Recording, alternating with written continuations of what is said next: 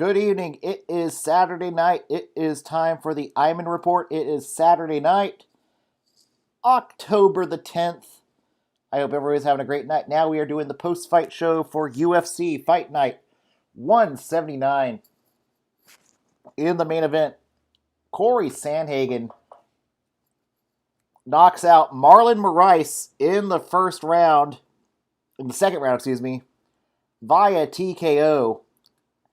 And now we find out what's going to happen with the 135 division at this point. What is next for Sandhagen? What is next for the title shot picture? Moraes knocked out. Moraes 1-2 in his last 3 fights. We'll get to him in a moment. But what is next for Corey Sandhagen? I don't think a lot's going to have to be sorted out whether or not Corey Sandhagen's going to get a title shot or not. A lot's going to depend on some moving parts. Likely what is next at 135, as in terms of the title picture, is likely going to be a fight between Aljamain Sterling and Peter Yan. What happens afterwards is what could determine Sandhagen's fate. If Peter Yan wins, then that likely opens the door for Sandhagen to get the next title shot. If Aljamain Sterling wins, I don't know if Sean Shelby and Mick Maynard will be willing to put Aljamain Sterling and Corey Sandhagen to rematch just yet, with Sterling putting Sandhagen to sleep last June at UFC 250. So that could be a lot in the air there.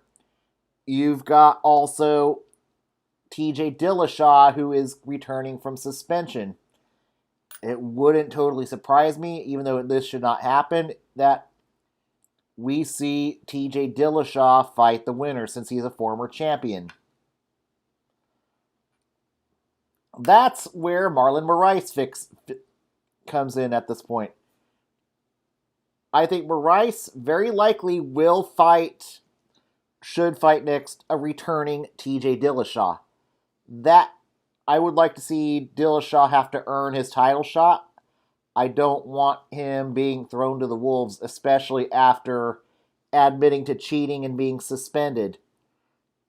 It is time for Dillashaw is going to have to earn his way back into the title picture and prove that he is clean.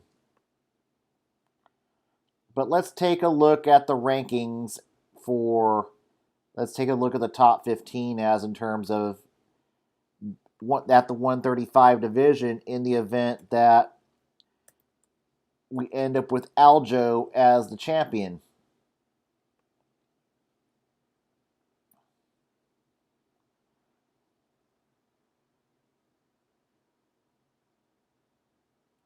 Well, I suppose if this could happen if Moraes gets the next. If Aljo gets the next win, I think then you book Corey Sandhagen against Frankie Edgar. That's what likely will happen if Aljo ends up being the victor. If not, give the man his title shot. I think he's the closest to having the title shot as of right now. And let the 135 division sort itself out. On to the co-main event. Edson Barboza gets back on track and beats Makwan Amirkhani via unanimous decision. This is a much-needed win for Edson Barboza. Barboza having dropped his last 3 fights. If he had lost 4 in a row, I don't know if he'd been cut or not, but he would have been in jeopardy of being cut. The fact that Barboza is an exciting fighter, he might be allowed a little leeway to lose 5 in a row. But since he won, we don't have to worry about that anymore. I don't think that Barboza's a top 5 fighter either. I think he's a gatekeeper at this point at the 145 division. I don't see him contending for the title at 145 anytime soon. But he is a serviceable gatekeeper. I don't think he's going to get a top 5 fighter. But I do think a guy who should be next for Edson Barboza would be a guy who he was originally supposed to fight tonight. Give him Sodiq Yusuff. That was the fight that was originally supposed to happen. Just rebook that fight and see if Yusuff can pass the test or not. As for Makwan Amirkhani, I think we are starting to see his ceiling. He might be a fringe top 15 fighter at best. I think he's now 1-2 in his last 3 fights. He's starting to fall into the gatekeeper category. Maybe might be time for him to change camps or do something different. But until things are better, I don't think Amirkhani is no more than being a fringe top 15 fighter at best at this point. I think it's going to be time for Amirkhani to embrace the role of being a gatekeeper at the time being.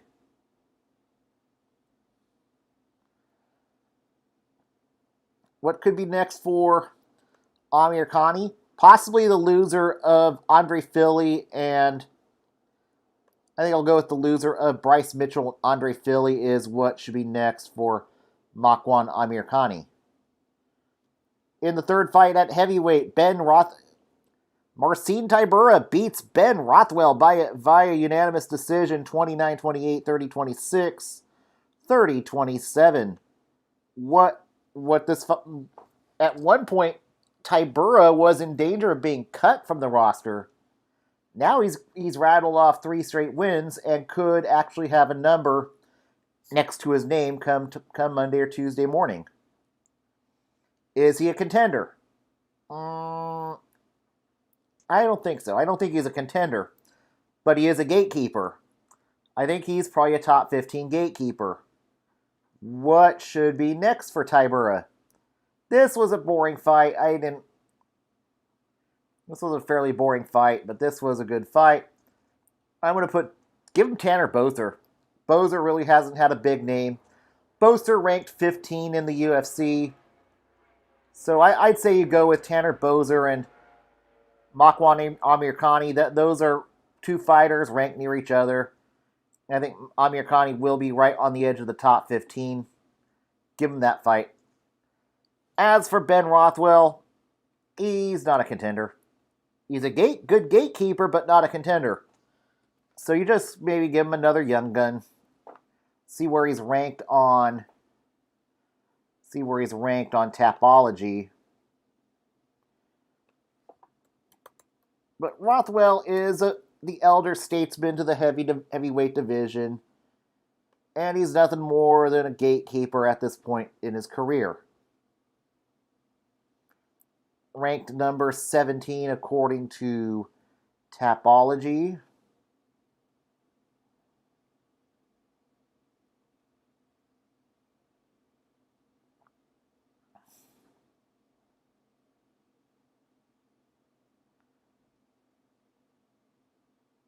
Well, I think you give him the loser of Maurice Green and Greg Hardy. I think that would be a very fun fight there. At middleweight, the fight before that, Dricus de Plessis defeats Marcus Perez via first round knockout. Du Plessis now, this is his first win in the promotion, and this was a big win. I wonder who should. In what was a lot of knockouts tonight, I will say that.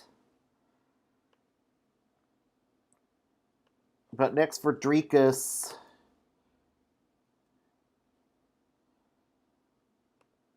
who looks like he is going to be a big prospect at middleweight.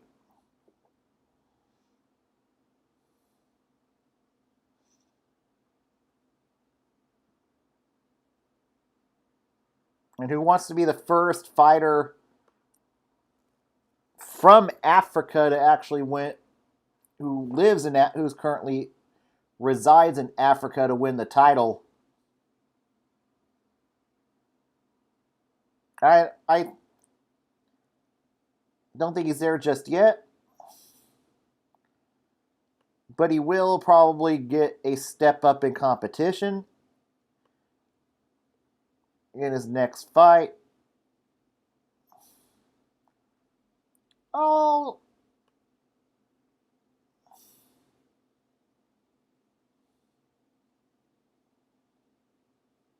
nope.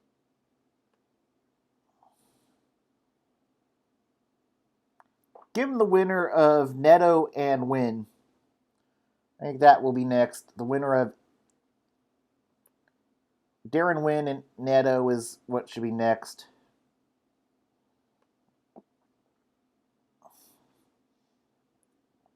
Tom Aspinall TKOs. And for Marcus Perez, any fighter, Perez is 2, and Marcus Perez, of course, coming with his Joker makeup. Not a good idea in this time of COVID. But unfortunately for Perez, yeah, he's 2-4 in the promotion on a 2-fight losing streak. I think what is next for Perez is probably going to be any fighter that is near the cut line at this point. I think he is very close to being in jeopardy of being cut at this point. Fight before that, Tom Aspinall TKOs Alan Baudot in the first round. What is next for Aspinall?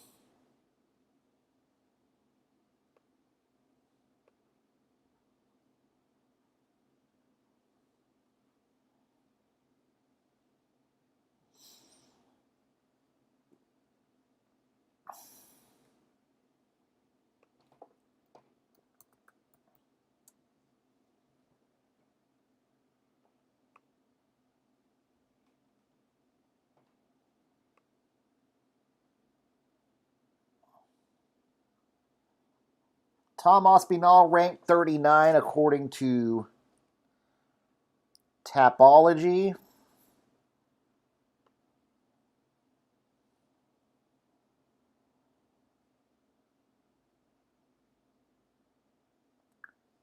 Given the winner of Alexander Romanov against Marcos Rogerio de Lima. As for what is next for Baudot,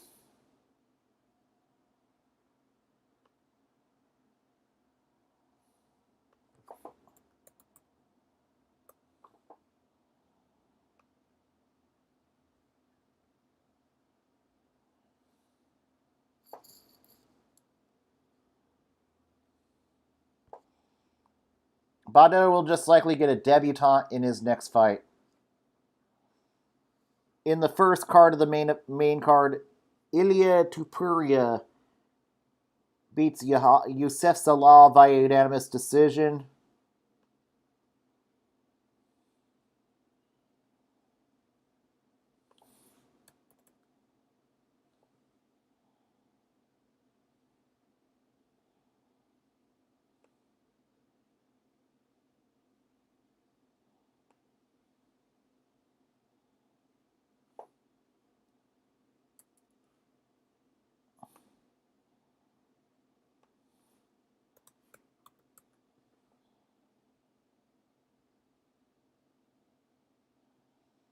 It doesn't look like he's even ranked according to Tapology, so that's...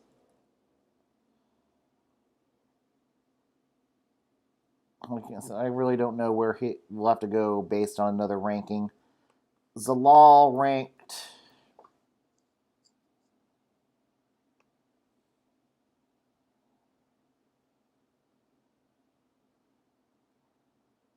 45 amongst featherweights.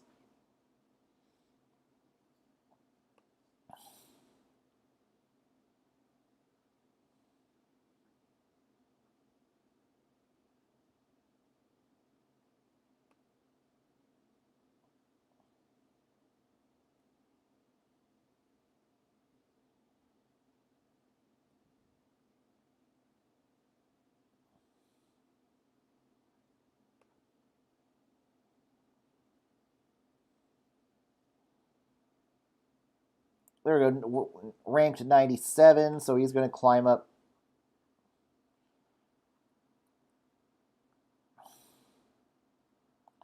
So what's next for Tupuria? I think we go with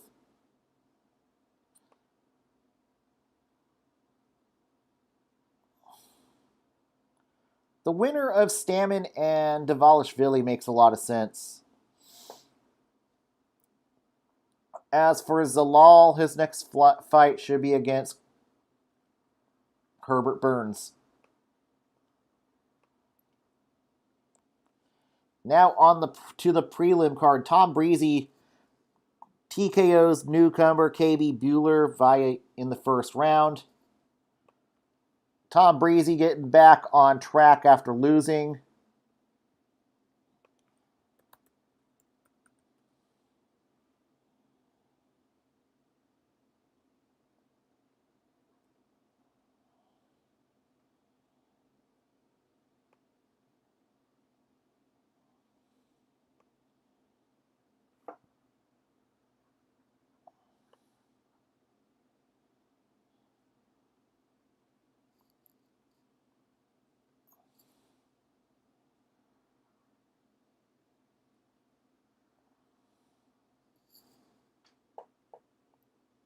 Technically, coming off a 2-fight losing streak, if you count the Polaris fight.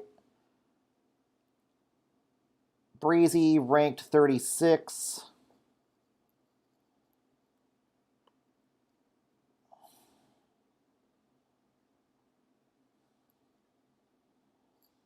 I suppose you put him up against Andre Muniz next. That's what should be next. Chris Daukaus beats Rodrigo Nascimento via KO punches.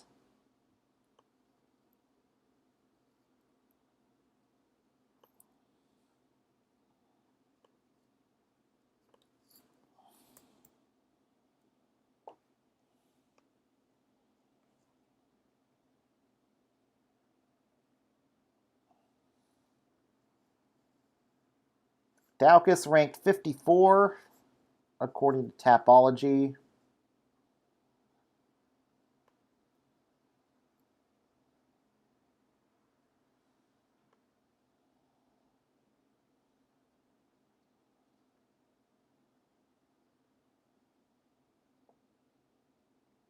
I suppose you can give him a fight next with Carlos Felipe. That should be next.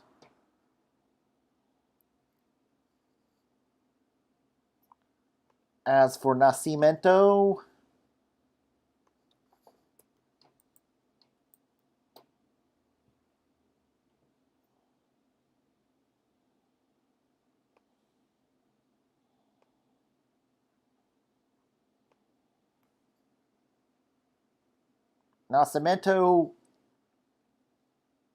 loses his first fight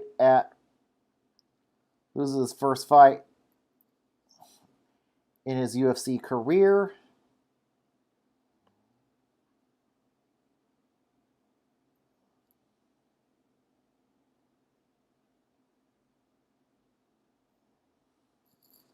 I think what's next for him is probably Rafael Pessoa.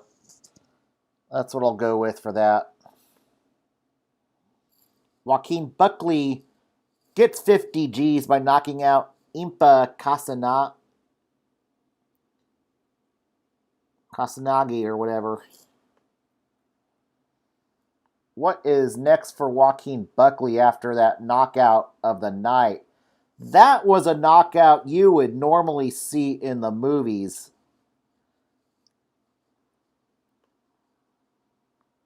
Impa held his foot, and then Buckley KOs him with the other foot. Just something that you'd more see in the movies than in the UFC.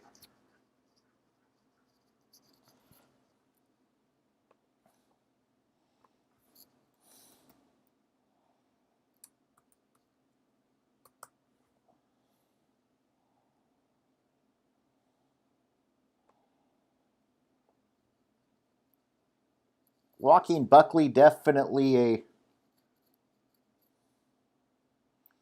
prospect to watch in the UFC, now ranked 77. according to Tapology.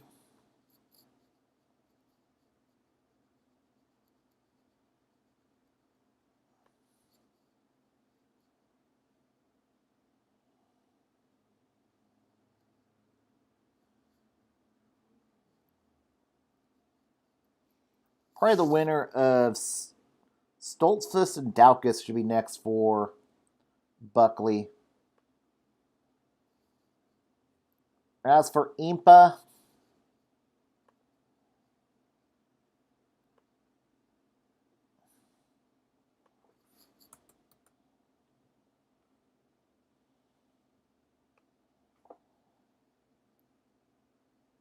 after a long layoff, he will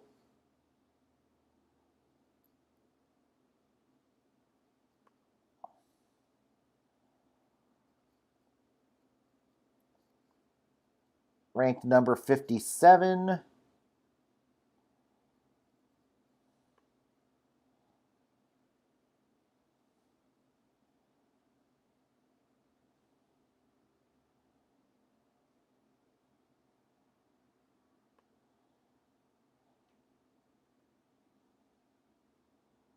I say give the man Roman Kopylov. Those two have, I think, are 0-1, so each have one loss, so just put those two together. Fight before that, Tony Kelly beats Ali Al-Casey 30-27, 29-28, 29-28. What is next for Tony Kelly?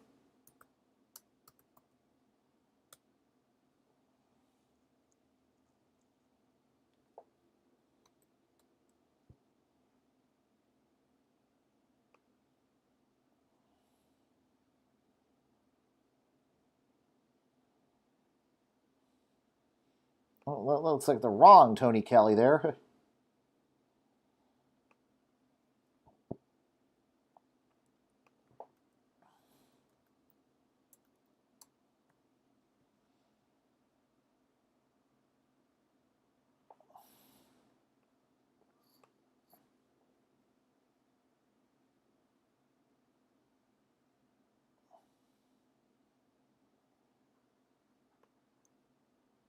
All right, this Tony Kelly is ranked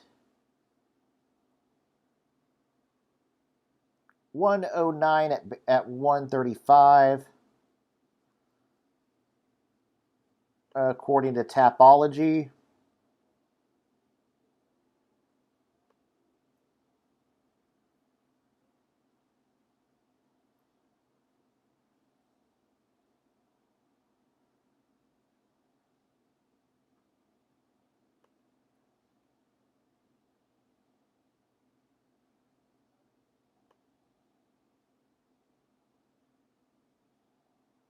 Maybe the winner of Martin Day and Dos Santos is what's next.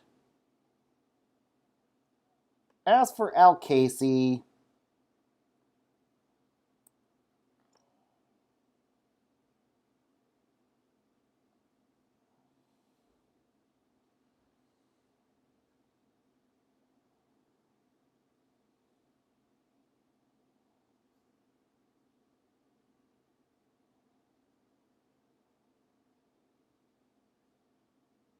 give him Cameron Else.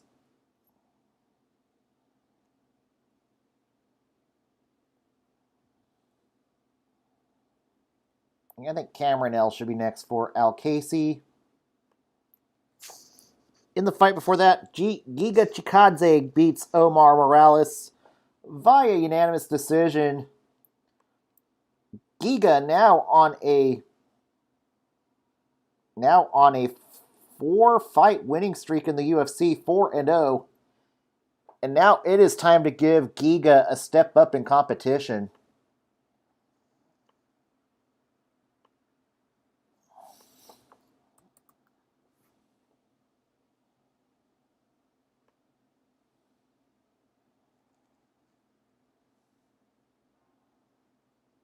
Giga ranked 40 according to Tapology.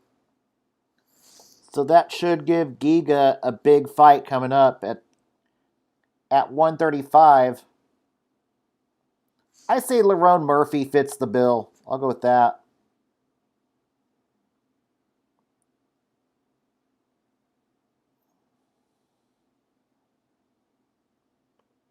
And as for Omar Morales, that is his first loss in the UFC.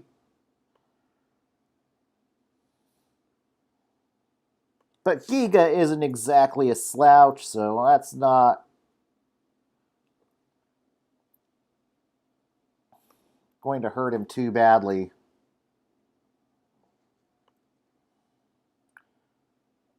Morales ranked 136 at featherweight. I suppose he'll probably go.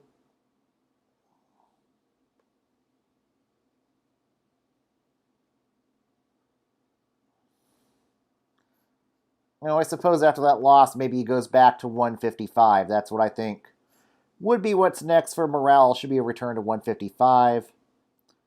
Fight before that, Tracy Cortez beats Stephanie Ager. All three judges had it 30-27.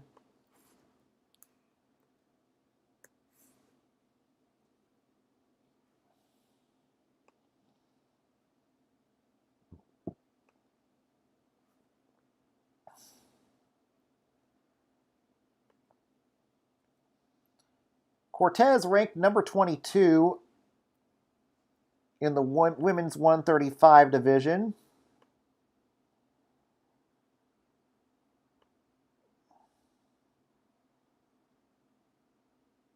I think next for her should be a fight with Jessica Rose Clark. Clark ranked at 20. As for Ager, I think that is her first fight, first loss in the UFC, so she's likely going to be given to a debutante. And in the first fight of the night, Tagir Ulanbekov beats Bruno Gustavo da Silva via unanimous decision. Ulanbekov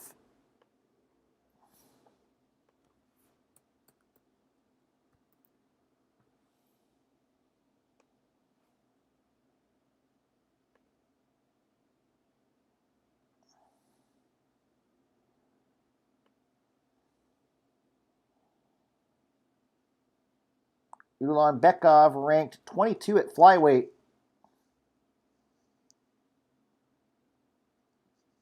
And all of a sudden, 125 is actually becoming a very talented division. So he could get a top 15 fighter next.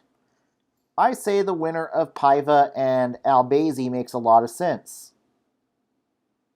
Or actually the winner of Gordon and Mudar Hari makes sense too. But all of a sudden, it's starting to become a talented 125 division.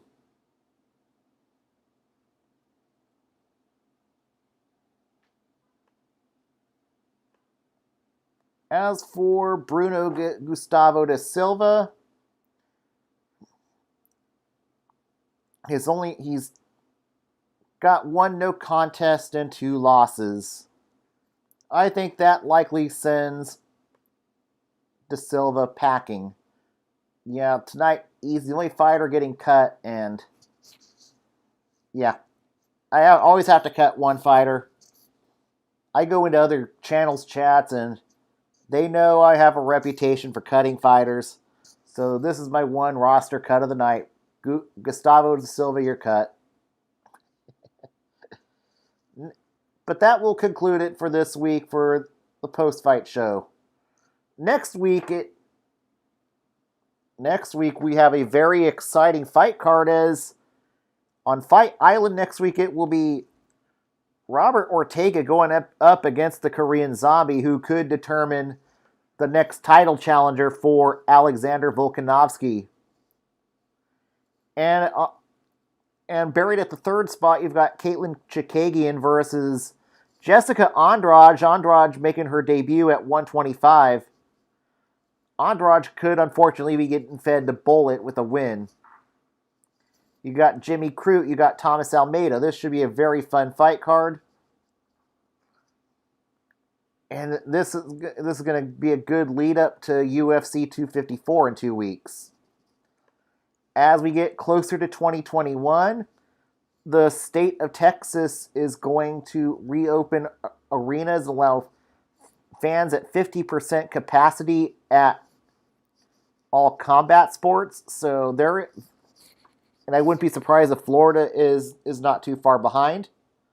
So there's a really good chance we could see fights with fans in attendance in early 2021.